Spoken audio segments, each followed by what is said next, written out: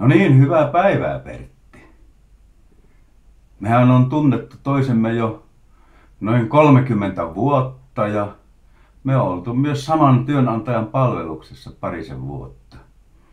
Mutta ennen kaikkea me ollaan sielunveljiä yleisurheilun puolella. Ja siksi minä jo ainakin vuosi sitten päätin lähteä onnittelemaan sinua sinun 70-vuotispäivillä.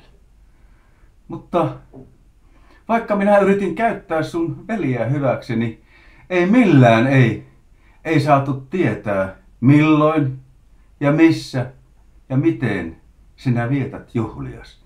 Joten minun piti ryhtyä toisiin toimenpiteisiin.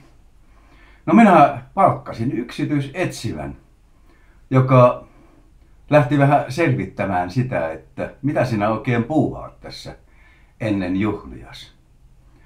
Ja se ei ollut mitenkään yllätys, että lähes joka päivä sinä istuit pitkillä lounailla jonkun entisten työkollegoiden, urheilupomojen tai paikallisten rotarien kanssa.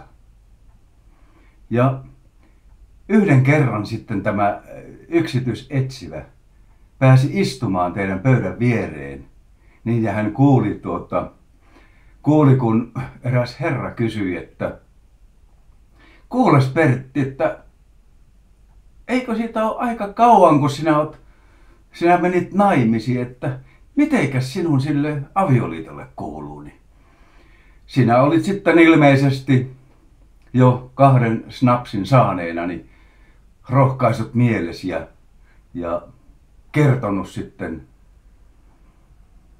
pöytäseurualle asian tähän tapaan.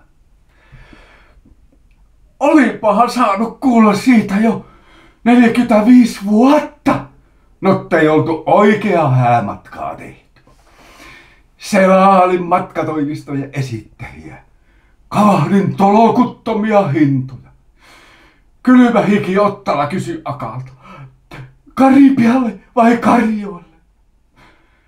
Luojan kiitos, sekin ymmärti eläkeen pianuuden. Kirkon kupehes joimma termoksesta kahvit. No niin, hyvää syntymäpäivää Pertti ja onnea myös rouvalle näistä hyvin kestetyistä noin 45 vuodesta.